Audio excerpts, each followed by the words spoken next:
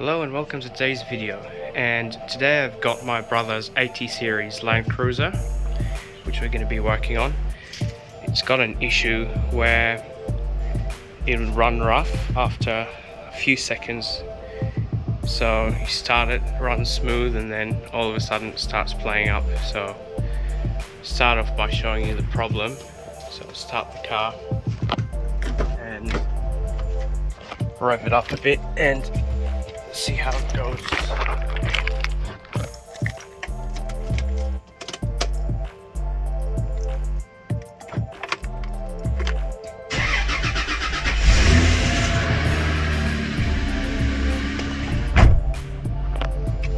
So as you can see, it's doing okay so far.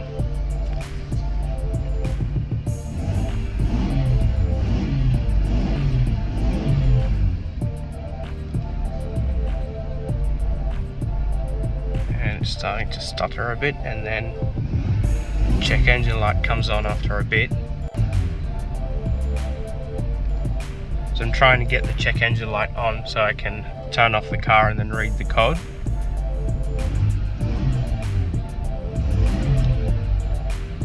Doesn't seem like it wants to come on.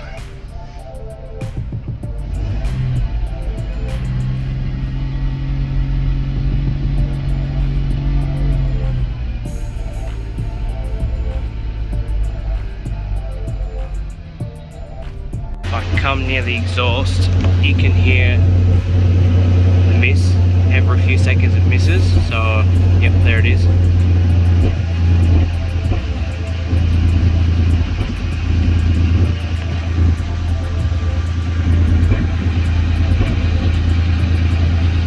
So far no check engine light, so I'm just going to wait a few more minutes till it comes on so I can start reading the codes.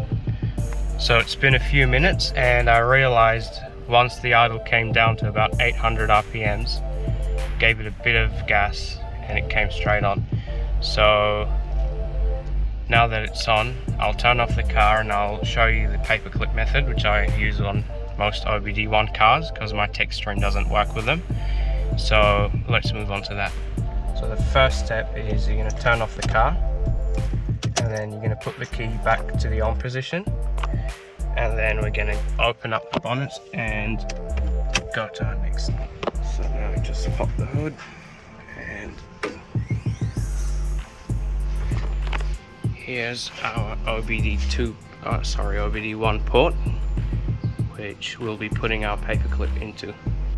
So here's my paperclip. Just going to bend it out so it's straight, and then I'll show you which pins to put in. Here's the paperclip, and the pins you're after on the OBD1 port is this middle one here and the one in the corner back there. So you want to short these two using the paperclip, just like this. So one end goes in there, the other end goes into that port. And once that's in, if it's in properly, should be able to go into the car and then see the check engine light flashing. So here it is flashing, so we're going to wait for it to stop and then we'll count the flashes, so that we'll check and wait for it to cycle through once more so we don't miss any. So I've counted them again, and it's actually a code 22 and a code 52. So now that we've read the codes, we'll turn the car off and remove the paperclip. And we ended up with two codes, a code 22, which is the temperature sensor signal, the temperature sensor circuit malfunction, and the other code we ended up with was a code 54, which was a knock sensor. They're both in the same harness, but the harness has been hacked into, so assuming it could be a ground that feeds the sensors. If it's not, otherwise the wires are probably messed up inside the harness down there. So that's the next thing to check, because what I think it is the temperature sensor reading incorrectly, which leads the engine to think it's warm or it's cold and run rough, and then once it does, it throws a knock code, which is either to do with the wiring or just because the engine's vibrating abruptly. So I think that's the issue there. The temperature sensor code actually makes sense because the check engine light wouldn't show up when it's cool, only when it warmed up, because the sensor is not reading it getting warm and adjusting. So that's, I think, where the problem's coming from.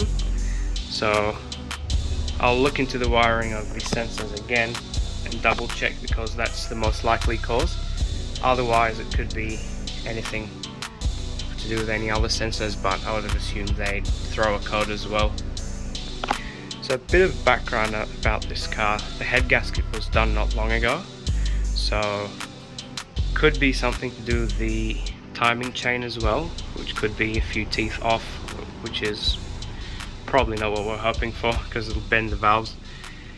But it could be just one tooth off causing trouble, and hopefully no valves are bent, and hopefully it's not the timing chain, but that's another possibility. So we'll start off with the simpler options, check through them, check for vacuum leaks, and if nothing presents, then I'll take off the rocker cover and check. What I'm going to be doing is checking the wiring connection from here straight to the ECU. The sensor's just down there, just above the oil filter. I don't know if you can see it. Right there. So I'll unplug it. I'll find a wiring diagram for this car and see which pin on the ECU that goes to, and check for continuity, because there could be a short in the wires or possibly an open circuit somewhere. So we'll rule out those possibilities first before moving on. So that's the ECU there behind the glove box, and I've got my trusty multimeter here, and what we're going to do is fish out the plugs of the ECU, try to take off a few trim pieces, get the ECU out of there, and look at the diagram and check through. Might get some longer leads for the multimeter so it reaches around. So now I've got the speaker grill off with the speaker off as well, and you can see the plugs right there. You can access them through the bottom here and unplug them. So I've got the wiring diagram, and I'll just get some extensions for the multimeter and then put pins either end and check. So the plug you're after is this one here, which is the second one from this side. I've unplugged the first one so I can get enough space to get in there and take that one out. So I'm going to take it out, and the pin on the diagram is labeled THW. So I'll find it on the plug, put a pin through it, hook it up to the multimeter, and then hook it up to the temperature sensor. Here's the plug. The pin you're after is the top row and the fourth one from the left, so this one here. So I'm gonna put my pin through it and hook it up and see how we go. So after checking, there clearly is an issue. There is no continuity between the sensor and the ECU, so what I've done here is unplug the knock sensor as well, which is also another single wire plug, and it's right next to the temperature sensor. And I just decided to test through all the pins, not just the temperature sensor one, see which one it conducts to.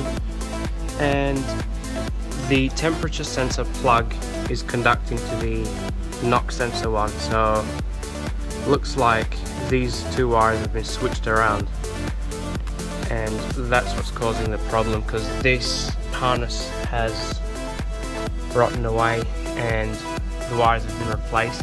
And I think the wrong ones have gone in the wrong place, which is what the problem is. So I'll do some more checking and flip them around if that's the issue and try then. So now I've checked the wiring through, and the second temperature sensor, which feeds the ECU, is conducting just fine. So this looks like it's our problem, because this is hooked up to the knock sensor and it's supposed to be hooked up to the temperature sensor, which is another reason why the temperature gauge on the dashboard doesn't work. So switch these around and see if that fixes everything. So I've got my tools ready and I'm going to chop the wires and fix them up.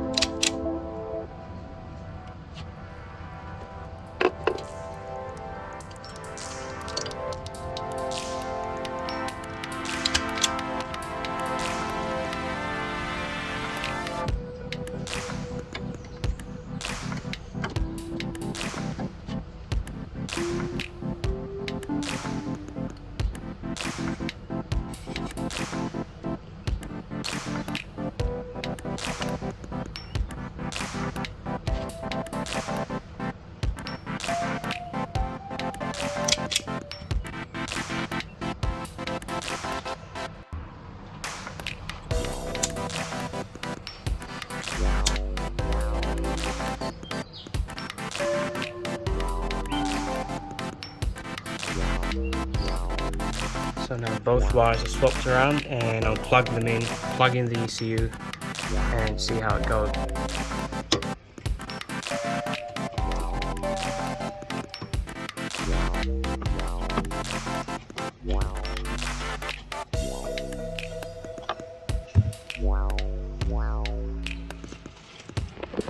Now that I'm done fixing it, I'm going to take off the negative battery terminal and let the ECU reset before starting the car. I just put the battery terminal back on and now it's time to see if the fix has worked. Just turn off the alarm. Here we go. So I just started the car again and it seems like everything's okay so far. The idle's a bit high, but that's got to do with the distributor's not set correctly. But most importantly is the temperature sensor gauge seems to have worked now. So I think it's a success.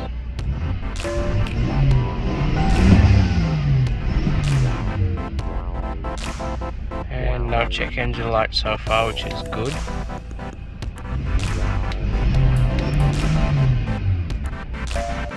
I think that's about it, so I might take it for a drive and see how it goes and see if I can make any other adjustments, make it any better.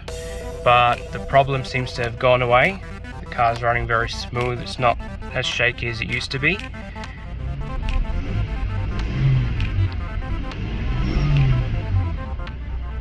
And thanks for watching. Be sure to subscribe and I'll be revealing my other project cars very soon.